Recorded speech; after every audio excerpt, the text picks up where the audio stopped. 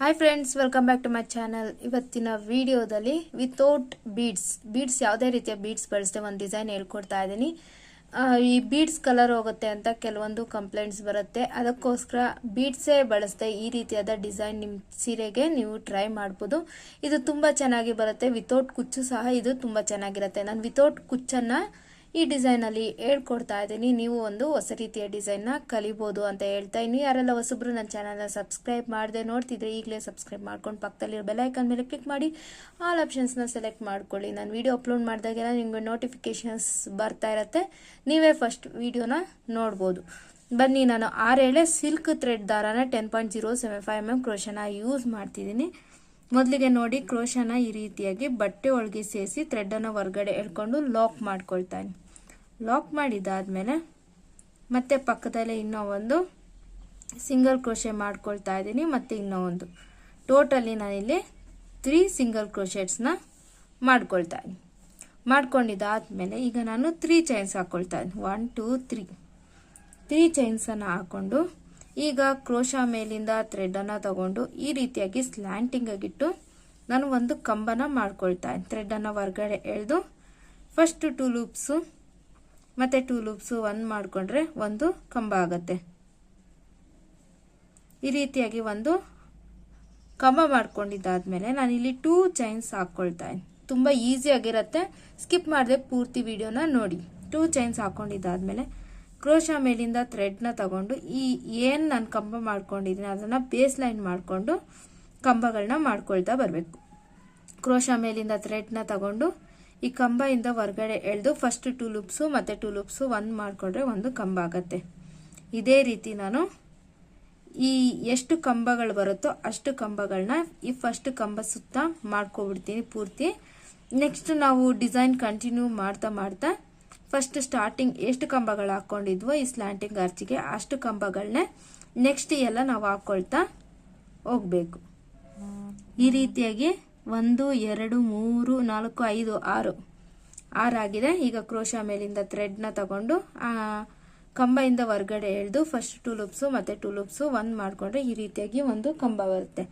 ನಾನು ಟೋಟಲಿ ಈಗ 7 ಕಂಬನ ಮಾಡ್ಕೊಂಡಿದ್ದಾದ್ಮೇಲೆ ಈಗ ನಾನು 1 2 3 4 5 ಈ ರೀತಿಯಾಗಿ 5 ಚೈನ್ಸನ್ನು ಹಾಕ್ಕೊಂಡು ಬ್ಯಾಕ್ ಸೈಡ್ಗೆ ಟರ್ನ್ ಮಾಡಿ ಇಲ್ಲಿ ಏನು ಕೊನೆಯಲ್ಲಿ ಕಂಬದ ಮೇಲೆ ಗ್ಯಾಪ್ ಕಾಣ್ತಿದೆ ನೋಡಿ, ಅಲ್ಲಿಗೆ ನಾನು ಈ 5 ಚೈನ್ಸನ್ನು ಲಾಕ್ ಮಾಡ್ಕೊಳ್ತಾ ಇದ್ದೀನಿ. ಹೀಗೆ 5 ಚೈನ್ಸನ್ನು ಲಾಕ್ ಮಾಡಿದಾದ್ಮೇಲೆ ನಾನು ಮತ್ತೆ ಫ್ರಂಟಿಗೆ ಡಿಸೈನ್ನ ಟರ್ನ್ ಮಾಡ್ಕೊಳ್ತಾ ಇದ್ದೀನಿ. ಟರ್ನ್ ಮಾಡಿಕೊಂಡು ಈಗ 2 ಚೈನ್ಸನ್ನು ಹಾಕ್ಕೊಳ್ತಾ ಇದ್ದೀನಿ. 1 2 ಚೈನ್ಸನ್ನು ಹಾಕ್ಕೊಂಡಿದ್ದಾದ್ಮೇಲೆ ಕ್ರೋಶ ಮೇಲಿಂದ ಥ್ರೆಡ್ನ ತಗೊಂಡು ಈ 5 ಚೈನ್ಸಿಂದ ಹೊರಗಡೆ ಎಳೆದು ಫಸ್ಟ್ 2 ಲೂಪ್ಸು ಮತ್ತು 2 ಲೂಪ್ಸು 1 ಮಾಡಿಕೊಂಡ್ರೆ ಈ ರೀತಿಯಾಗಿ ಒಂದು ಕಂಬ ಆಗುತ್ತೆ. ಒಂದು ಕಂಬ ಮಾಡ್ಕೊಂಡಿದ್ದಾದ್ಮೇಲೆ 3 ಚೈನ್ಸ್ 1 2 3 ಚೈನ್ಸ್ ಹಾಕ್ಕೊಂಡು ಈ ಕಂಬ ಎಡ್ಜ್ಗೆ ಲಾಕ್ ಮಾಡ್ಕೊಳ್ತಾ ಇದ್ದೀನಿ. ಹೀಗೆ ಲಾಕ್ ಮಾಡಿದ್ದಾದ್ಮೇಲೆ ಮತ್ತೆ ಕ್ರೋಶ ಮೇಲಿಂದ ಥ್ರೆಡ್ನ ತಗೊಂಡು ಈ 5 ಚೈನ್ಸಿಂದ ಹೊರಗಡೆ ಎಳೆದು ಫಸ್ಟ್ 2 ಲೂಪ್ಸು ಮತ್ತು 2 ಲೂಪ್ಸು 1 ಮಾಡಿಕೊಂಡ್ರೆ ಮತ್ತೆ ಒಂದು ಕಂಬ ಬರುತ್ತೆ. ಮತ್ತೆ 3 ಚೈನ್ಸ್ 1 2 3 ಚೈನ್ಸ್ ಹಾಕೊಂಡು ಈ ಕಂಬ ಎಡ್ಜ್ಗೆ ಲಾಕ್ ಮಾಡ್ಕೊಳ್ತಾ ಇದ್ದೀನಿ. ಮತ್ತೆ ಕ್ರೋಶ ಮೇಲಿಂದ ಥ್ರೆಡ್ನ ತಗೊಂಡು ಈ 5 ಚೈನ್ಸಿಂದ ಹೊರಗಡೆ ಎಳೆದು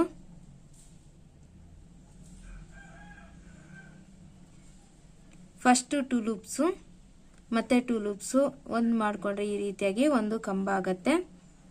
ಮತ್ತೆ 3 ಚೈನ್ಸ್ 1 2 3 ಚೈನ್ಸ್ ಹಾಕೊಂಡು ಮತ್ತೆ ಈ ಕಂಬ ಎಡ್ಜ್ಗೆ ಲಾಕ್ ಮಾಡ್ಕೊಳ್ತಾ ಇದ್ದೀನಿ. ಇದೇ ರೀತಿ ನಾನು 7 ಡಬಲ್ ಕ್ರೋಶೆ ಪಿಕಾಟ್ಸನ್ನು ಹಾಕ್ಕೊಂಡು ಈ ಏನು 5 ಚೈನ್ಸ್ ಹಾಕ್ಕೊಂಡಿದ್ದೆ ಅದ್ರ ಪೂರ್ತಿ ನಾನು ಕಂಪ್ಲೀಟ್ ಮಾಡ್ಕೊಳ್ತೀನಿ. ಕ್ರೋಶ ಮೇಲಿಂದ ಥ್ರೆಡ್ಡನ್ನು ತಗೊಂಡು ಈ 5 ಚೈನ್ಸಿಂದ ಹೊರಗಡೆ ಎಳೆದು ಫಸ್ಟ್ 2 ಲೂಪ್ಸು ಮತ್ತು 2 ಲೂಪ್ಸು 1 ಮಾಡಿಕೊಂಡ್ರೆ ಒಂದು ಕಂಬ ಆಗುತ್ತೆ. ಮತ್ತು 3 ಚೈನ್ಸ್ ಮತ್ತೆ ಈ ಕಂಬ ಎಡ್ಜ್ಗೆ ಲಾಕ್ ಮಾಡ್ಕೊಳ್ತಾ ಇದ್ದೀನಿ. ಟೋಟಲಿ 1 2 3 4 5 ಆಗಿದೆ.